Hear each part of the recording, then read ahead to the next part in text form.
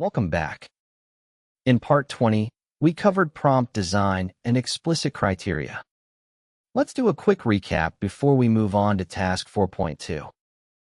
First, explicit criteria beat vague instructions every time. When you tell Claude exactly what to flag, like comments that contradict the actual code, you get real issues. When you just say, check comments are accurate, you get everything and nothing at once. The exam tests this distinction directly. Second, categorical definitions work better than subjective thresholds. High confidence means different things each run. A list of specific issue types with concrete code examples produces consistent results every time. Third, severity levels need concrete code examples. Without examples showing what a critical bug looks like versus a medium one, Claude classifies severity inconsistently across reviews. Show the code, don't just name the category. Fourth, define what to skip as explicitly as what to report. Style issues belong in linters, not code reviews. Telling Claude what to ignore is just as important as telling it what to flag. Fifth, one bad category undermines trust in all categories. A high false positive rate in unused variables makes developers ignore the accurate null dereference findings too. The fix is to disable the noisy category, improve the detection criteria, and re-enable it later. If this series is helping you prepare for the exam, please give it a like and subscribe. Every like helps more developers find this content. Here's a fundamental technique the exam tests repeatedly. There are two ways to make Claude produce consistent output, and only one of them actually guarantees it. Today we're covering Task 4.2, few-shot prompting. By the end of this video, you'll know what few-shot prompting is, why it beats instructions alone for ambiguous tasks, and how many examples to use without wasting context tokens. Let's start with the basics. Few-shot prompting means including 2 to 4 example input and output pairs in your prompt so Claude can see the pattern before processing new data. Think of it like teaching someone to sort mail. Zero-shot says, sort these into the right bins. Few-shot says, watch me sort 3 letters first. This one goes to billing because it has an invoice number. This goes to personal because it's from a friend. This goes to spam because it's unsolicited. Now you sort the rest. The examples communicate implicit rules you would struggle to describe in words. Here's why instructions alone often fail. Say you tell Claude, route customer requests to the appropriate tool. A customer writes, check on my order. Does Claude call get customer, look up order, or search orders? The instruction doesn't clarify ambiguous cases. Now watch what happens with few-shot examples. Example 1. Check my order number 12345. Claude calls lookup order with that order number. Example 2. Check on my order with no number. Claude calls get customer first to identify who's asking. Example 3. Check orders for John at email.com. Claude calls get customer with that email. See the difference? The examples teach Claude the reasoning pattern, not just which action to take, but why that action was chosen. Claude then generalizes this reasoning to novel inputs it has never seen before. That's the power of few-shot prompting. Few-shot examples are also the most reliable way to force consistent output format. If you write, return findings in JSON with location, issue, severity, and suggested fix, the format drifts across runs. Sometimes fields are missing. Sometimes extra fields appear. But if you show one complete example, location, issue text, severity level, suggested fix, and even a detected pattern field, Claude produces output matching that exact structure every time. The detected pattern field is especially important. A prose instruction might not convey it clearly, but a single example makes it obvious. Show the format, don't describe it. Now here's where few-shot examples become truly powerful, teaching judgment for gray areas. These are cases where the correct action is non-obvious.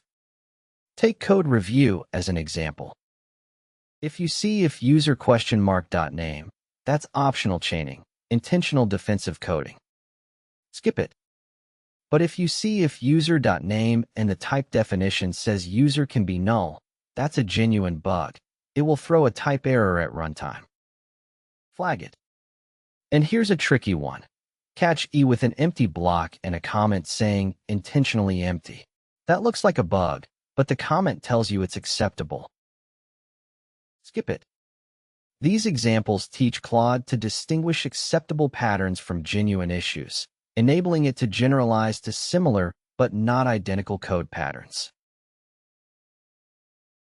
Few-shot examples are equally valuable for document extraction. When you're pulling data from varied document formats, examples show Claude how to handle structural differences. An inline citation like Smith et al.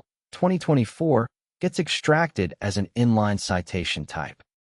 A bibliography reference like reference bracket 3 bracket gets resolved to the bibliography entry and extracted as a bibliography reference type. But here's the critical one. What if there's no source at all? Revenue increased by 15% year over year. No citation, no reference. The example teaches Claude to return null for the source field instead of fabricating one. That's a behavior that's incredibly hard to describe in prose, but instantly obvious from a single example. So how many examples should you use? More examples means more context tokens consumed, so you need to balance precision with cost. 2 to 3 examples is the sweet spot for most tasks. Cover the common cases and include one edge case. 4 to 5 examples when you're in an ambiguous domain with many gray areas.